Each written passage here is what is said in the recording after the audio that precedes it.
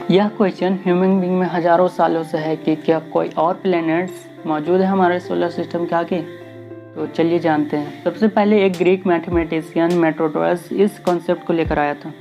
उसका कहना यह था कि यूनिवर्स में अर्थ ही एक ऐसा मात्र वर्ल्ड है जिस पर लाइफ पॉसिबल है, और उसका बिलीव यह था कि एक बहुत बड़े मैदान पर एक ही पेड़ है और उस पर एक ही डाली है जो अर्थ है जिस पर लाइफ पॉसिबल है। फिर उसके 2000 साल बाद 1600 ईस्वी में इटली के फिलोसोफर लियोनार्डो ब्रूनो ने यह कहा कि अनगिनत सूरज और अनगिनत अर्थ मौजूद है कहीं पर, और वह भी रोटेट कर रहे हैं जैसे हमारा अर्थ रोटेट कर रहा है सन का। साइंटिस्ट को दोनों का थ्योरी सही लग रहा था। तक एस्ट्रोनॉमर इस बात की पुष्टि में लगे हुए हैं कि कौन कितना सही है। एक्सोप्लैनेट्स यह एक प्रूफ है कि हमारे अर्थ के जैसे और भी वर्ल्ड मौजूद है, वो भी अपने स्टार्स पर ऑर्बिटल मोशन कर रहे होंगे।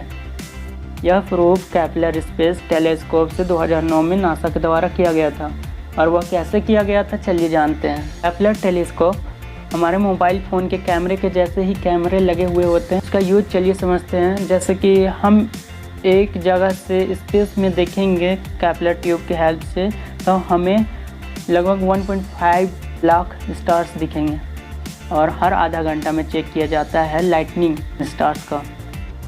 1.5 लाख स्टार्स में मात्र 3000 स्टार्स का ही लाइट बढ़ता घटता दिखता है। कुछ घंटों के अंदर एस्ट्रोनॉमर्स इससे अनुमान लगा लेते हैं कि लाइट का रेडिएशन में बढ़ना घटना यह पॉसिबल हो सकता है कि वहाँ कोई प्लैनेट मूव कर रहा हो, उसी के रोटेशन से लाइट का इंटेंसिटी में चेंज हो रहा हो, और यह भी हो सकता है कि प्लैनेट रैंडम मूव कर रहे हो। बट ज्योमेट्री की हेल्प से एस्ट्रोनॉमर ने कम से कम यह गेस कर ही लिया कि एक्सोप्लैनेट हो सकते हैं, और इस कैलकुलेशन से ही साइंटिस्ट बिलीव करते हैं कि हर एक स्टार्स का कम से कम एक तो प्लैनेट होगा ही।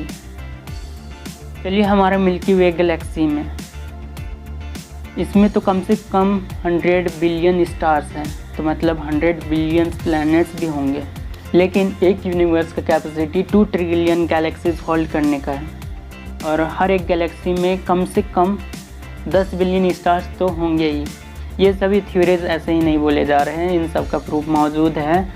तो हम लोग के लिए ये पता करना बहुत मुश्किल होने वाला है। यह ऐसे है जैसे बीच में सैंड के ग्रेन्स, जिनमें से कुछ प्लैनेट गैस के, तो कुछ प्लैनेट बहुत गर्म वीनस के जैसे, तो कुछ प्लैनेट वाटर वर्ल्ड, तो कुछ प्लैनेट आइस के जैसे, और कुछ अर्थ के जैसे भी हो सकते हैं। अब ये सवाल आता है कि क्या उन प्लैनेट पर लाइफ पॉसिबल हो सकता है या नहीं। अभी तक साइंटिस्ट इस बात का प्रूफ नहीं ढूंढ पाए हैं। यह बात ऐसा है जैसे मेट्रोडोरस का अजम्पशन, क्या ह्यूमन अर्थ के अलावा कहीं और लाइफ ढूंढ सकता है या नहीं, ये कहना थोड़ा मुश्किल होगा इंटेलिजेंस लाइफ में। ये पॉसिबल हो जाएगा अगर कहीं दूसरे प्लैनेट से मैसेज मिले, पर अभी तो यह मुश्किल है। अभी हज़ारों की संख्या में साइंटिस्ट इस थ्योरी को प्रूव करने में लगे हुए हैं। अगर आपको ये वीडियो में कुछ भी अच्छा लगा हुआ है तो एक लाइक तो बनता है। ऐसे ही इंटरेस्टिंग वीडियो के लिए हमारे चैनल पर बने रहें। Thank you.